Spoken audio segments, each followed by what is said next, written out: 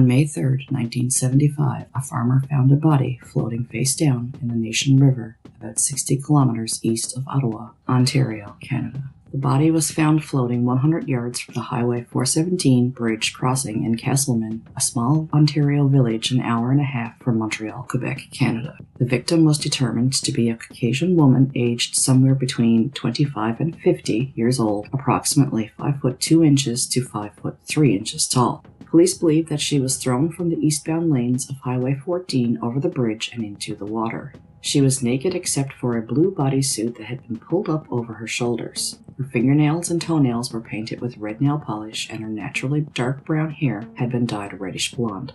She was said to be of slight to average build. Her appendix had been previously removed, and she was a possible smoker. A television cable was wrapped around her neck, her wrists had been bound in front of her using a man's necktie, and her ankles were bound with 2 other neckties, and a tea towel was wrapped around her face.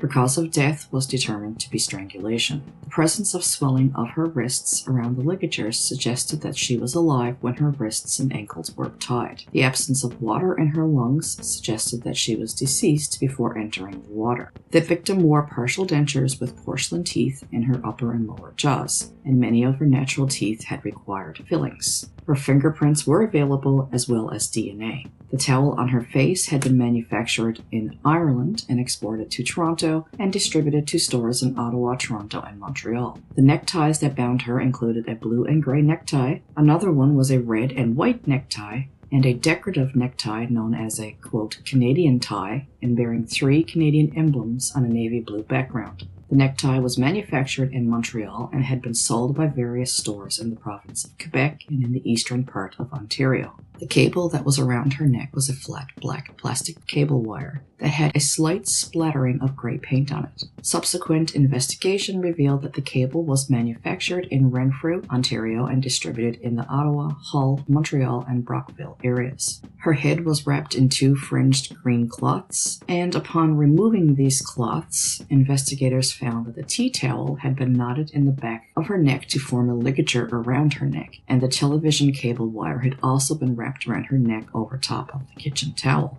Police could not determine when she was dumped into the Nation River, but they believed that it was most likely 1 to 4 weeks prior to her discovery on May 3, 1975. However, they also thought it was possible that she had been dumped in the river prior to the river freezing over in December of 1974 or January of 1975. There was a vague report from a store clerk in Marmora who remembered selling a provincial necktie to a man and a woman couple. The woman matched the victim's description, but the store clerk could not remember a date for the sale. The man with this woman at the time could only be described as possibly 5 foot 4 inches tall to 5 foot 6 inches tall and about 35 years old.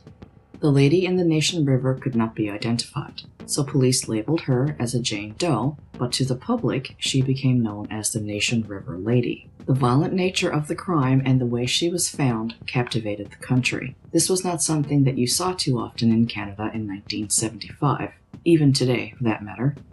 The remains of the Nation River Lady were buried in 1987. And over the years, over 300 missing persons were excluded from the case, and the mystery of who the Nation River Lady was persisted for nearly 50 years and would become one of Canada's oldest cold cases. Welcome back to Unjust Crimes. My name is Michelle, and this is the case of the Nation River Lady. Despite the Ontario Provincial Police, or OPP's, efforts throughout the years, the Nation River Lady's identity remained a mystery, and the case went cold. Really cold. 48 years cold.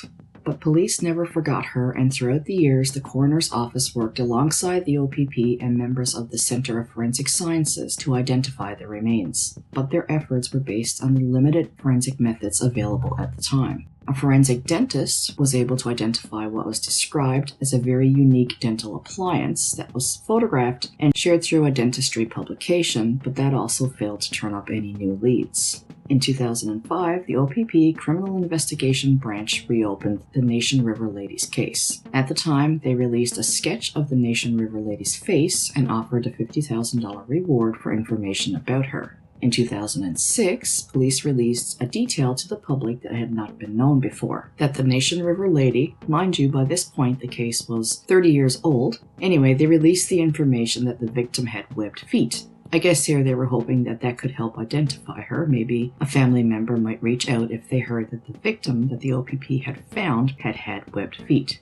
And that's pretty much where the case stood until about 2017, when on August 1st of that year, the Ontario Provincial Police, or the OPP, launched a social media campaign in an effort to reinvigorate the homicide investigation that had been ongoing since 1975.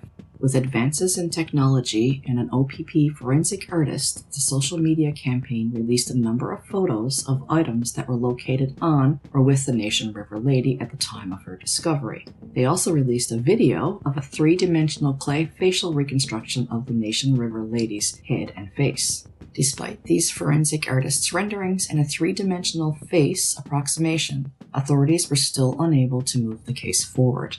And throughout the years, the OPP engaged in several social media campaigns as well as TV media campaigns on the anniversary of her disappearance to try and identify the Nation River lady, but to no avail. Until in late 2019, the OPP, in consultation with the Chief Coroner and members of the Centre of Forensic Sciences, exhumed the remains of the Nation River lady and obtained a new DNA profile. Dr. Dirk Hoer, Chief Coroner for Ontario, said, quote, "With the evolving and progressing DNA science, we did make a decision to obtain a new DNA profile based upon the new technology and new science that was available. Despite the decades that had already passed, a, quote, very effective and clear DNA profile was able to be isolated and developed. And this sample was then shared with a US-based organization called the DNA DOE Project, which works with law enforcement to conduct DNA evaluations through genetic genealogy, or the process of creating family tree records with the use of DNA test results. Brian Waters, a volunteer investigative genetic genealogist with the DNA DOE Project, said the OPP contacted the project in 2019. By 2020, the project had developed a DNA kit and uploaded it to a public database. In the same year, 2020, genome sequencing performed at Toronto Centre of Forensic Sciences matched a DNA profile of the victim to two other people listed in a family DNA tree. When this potential match was found, investigators asked some of the victim's surviving relatives, her nieces, for DNA samples to confirm their suspicions. Those samples were brought back to the Centre of Forensic Sciences in Toronto and the identification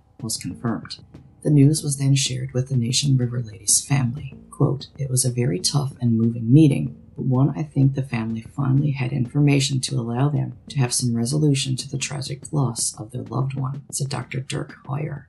In July of 2023, the identity of the River Nation lady was finally revealed to the public.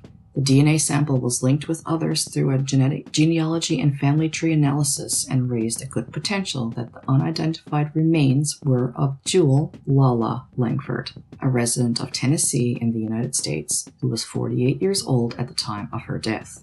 Jewel Parchman Langford, or as most people called her, Lala, was born in March of 1927 as Jewel Parchment. Langford was her married name. So Jewel, or Lala, had traveled to Montreal from her home in Tennessee shortly before her family reported her missing to Montreal police in 1975. Jewel Langford was a beloved member of her community, her family told police. She was the co-owner of a successful health spa business with her ex-husband and was the chair and president of the local chapter of the American Business Women's Association. Dr. Dirk Hoer, Chief Coroner for Ontario, said for decades her family had no idea where she was or what had happened to her. Quote, "Sadly, we do now know, and we know, tragically, it was not the outcome that they were hoping for."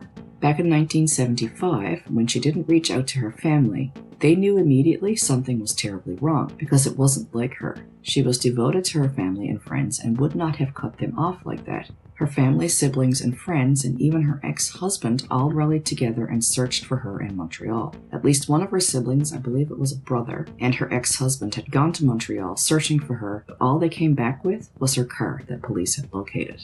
I really do not know how, but the OPP got on the tail of her killer, who turned out to be someone that she knew very well. So I have to say that details in this case are scarce, but this is what I have been able to piece together. Rodney Nichols, who was 81 back in 2022, had been charged with Jewel's murder. He was living in Florida in 2022 when police caught up with him. As it turns out, he had been questioned way back when for Jewel's disappearance because when she first went missing, her family didn't let it go. They tried to find her, and they had reported her disappearance to the Montreal police. So the Montreal police conducted a missing persons case for Jewel back in 1975 because reports coming out now, like 2023 and on, are saying that police did in fact speak with Rodney Nichols in relation to Jewel's disappearance way back in 1975. He lied, of course, at that time and told the Montreal police that he had just spoken to Jewel and that she was in Vancouver. Little did police know that when they spoke with Nichols in June of 1975, that Jewel had indeed actually been found, that she was the Jane Doe from the Nation River, or the Nation River Lady. Fast forward all these decades, and when Jewel was identified as the Nation River Lady, all police had to do was go back and look at their reports from 1975 when they tried to find Jewel, and ta-da! They got a prime suspect, the man that she was actually living with at the time when she disappeared, and the man they had questioned in relation to her disappearance all those decades ago. With Jewel's identity confirmed, a lengthy investigation ensued involving the coroner's office, the OPP, the Montreal police, the FBI, and the Canadian and U.S. Justice Departments. And this eventually led to Nichols' arrest in Hollywood, Florida in 2022. The then 81-year-old Rodney Nichols was arrested and charged with Jewel Langford's murder. Police said at the time of his arrest that Nichols and Jewel Langford knew each other, but they didn't elaborate on their relationship. But slowly, painfully slowly, I might add, more details have come out. So investigators had identified Jewel in 2020. They informed her surviving relatives, but they didn't make her identification public until 2023. So investigators had finally identified Jewel in 2020, and they informed her surviving relatives, and they caught up with Rodney Nichols in 2022. However, the OPP did not announce this. They said because, quote, prematurely sharing developments in the investigation could have jeopardized the investigation and ensuing court processes, including potential extradition from the United States. And I guess that's why details are very scarce in this case. So this is what I do know. According to a 1973 story in the Gazette, Rodney Nichols was the captain of a rugby team in Montreal. When police did come forward with this case in 2023 and identified Jewel Langford as the Nation River Lady and Rodney Nichols as the man who had murdered her and dumped her in the Nation River, first reports were coming out saying that their paths must have crossed when Jewel had traveled to Canada after she had divorced her husband. So we know that Jewel had left for Montreal in April of 1975, and she had promised to stay in touch with her family. But of course, she soon lost touch with her family, and they reported her missing to the Montreal police. In May of 1975, just mere weeks after she had left home in Tennessee in the United States, an unidentified woman's body showed up in the Nation River with obvious signs of foul play. Police surmised that someone had dumped her body from a nearby bridge, but the connection was somehow not made that this body was the missing person, Jewel Langford. It actually remains unclear why a connection wasn't made at the time between Langford's reported disappearance and the discovery of a woman's body just 150 kilometers away.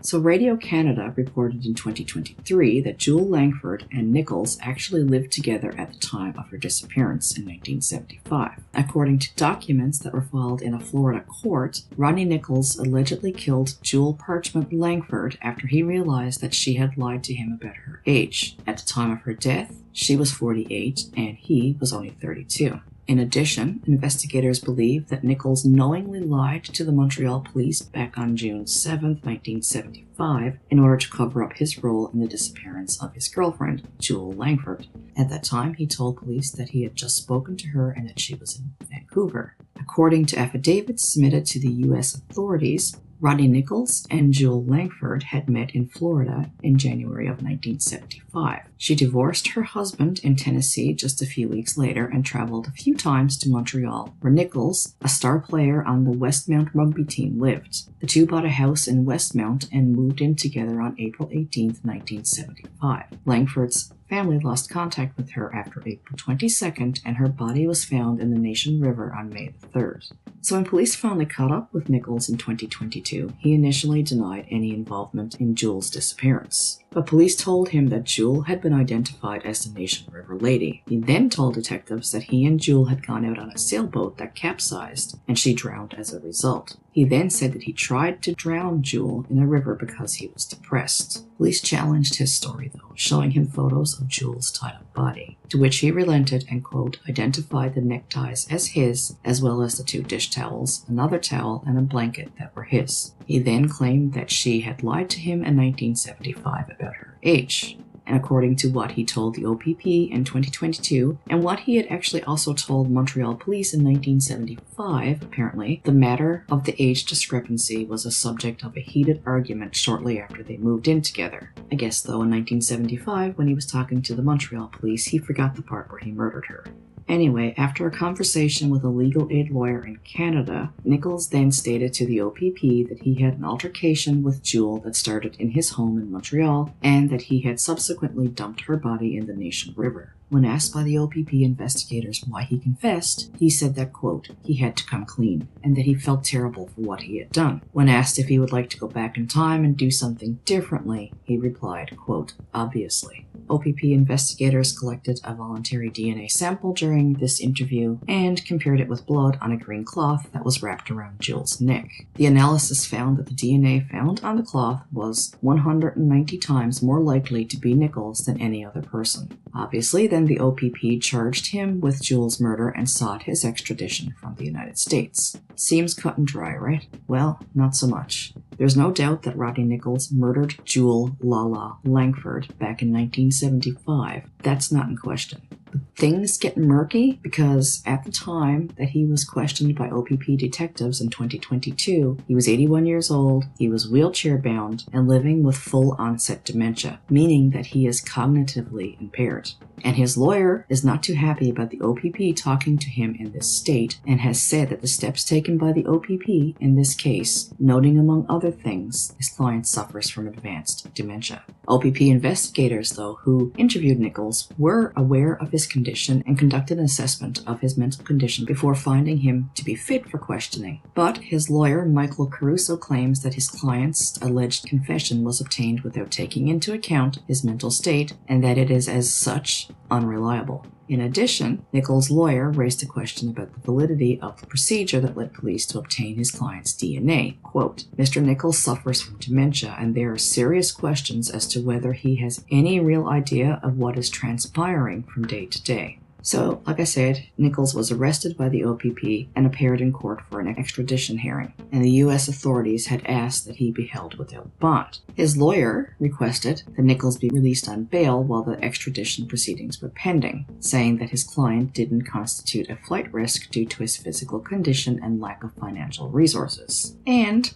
on August 18, 2023, Rodney Nichols was released from custody on a $250,000 personal security bond with conditions. He was under house arrest with GPS monitoring and was only allowed to leave home for court or in a medical emergency, and he had to surrender his travel documents. He was extradited back to Canada in December of 2023. By February of 2024, it was reported that it was still unclear if Nichols was fit to stand trial. He was residing in a mental health facility in Whitby, Ontario, and that he needed more time to complete an assessment. Nichols' Canadian lawyer, Laura Metcalf, requested a 5-day assessment of her client's fitness to stand trial. Now, this order was made on January 2nd, 2024, but Nichols wasn't admitted to the Ontario Shores Centre for Mental Health Sciences in Whitby, Ontario, which works with the elderly, among others, until January the 18th. And a 9-page fitness report that was dated on February 29th, 2024 was inconclusive and recommended further assessment period of 30 days or even 60 days. By March of 2024, court documents show that Nichols' assessment has been twice extended due to a lack of available forensic neuropsychologists at the Whitby, Ontario mental health facility where he is currently detained. In his latest decision, Justice Brian Holoka wrote that while a second assessment order would constitute an imperfect process, he ultimately found it a responsive approach to the needs of the accused and granted another extension. And that's the last I have on this case. I guess, or at least I hope, that we will learn more as the case moves through the courts, if it does, and if it doesn't, I really do hope that more details are released. If found guilty, Rodney Nichols faces a maximum sentence of life in prison with the possibility of parole after 10 to 20 years, which I doubt very much he has 10 to 20 years, considering he was 81 in 2022 and is living with advanced dementia. For decades, 48 years actually, the woman whose remains were found in the Nation River didn't have a name. She was simply known as the Nation River Lady, and the violent nature of her death and the circumstances she was found in gripped the country. She was one of Canada's best-known cold cases, one of many Jane Does in Canada. But now, thanks to advances in forensic science, the police have a name: Jewel Lala Langford. She was 48 years old when she died in 1975, and 48 years later, police cracked the high-profile case.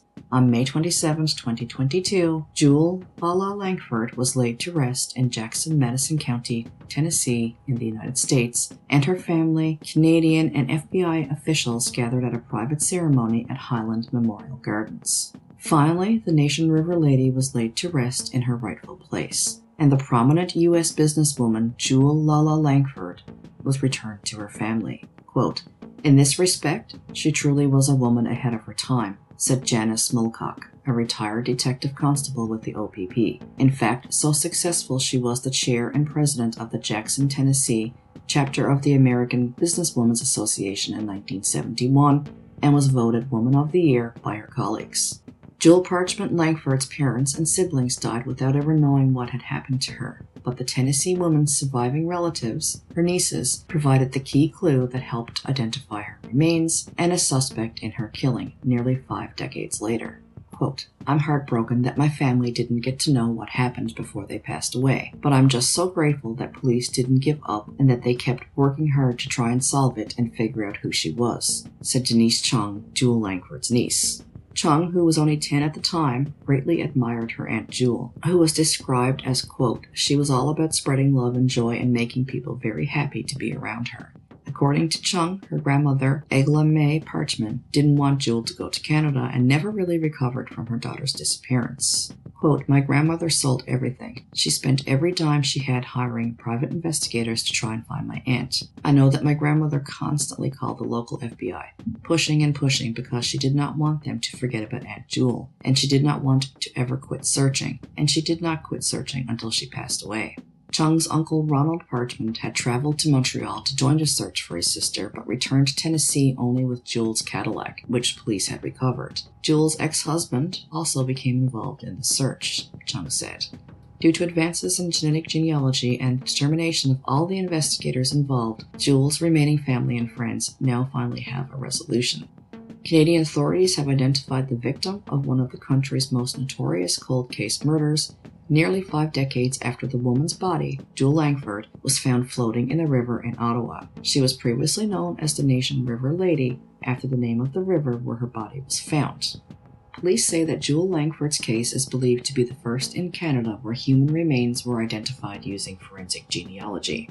And Langford's grave marker, which used to read, "Missing but not forgotten," now reads, "Finally home and at peace."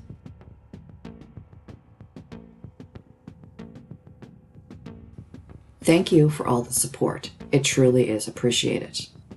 It still surprises me that anybody would want to support unjust crimes, but for anybody that would like to do that and help support the podcast, I have added a PayPal link to my YouTube page, and again, it is truly appreciated. These stories do take a lot of time to put together.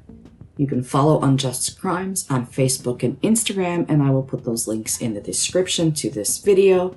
Please do give this video a thumbs up and subscribe to my channel. And until next time, thank you for your time and stay safe out there.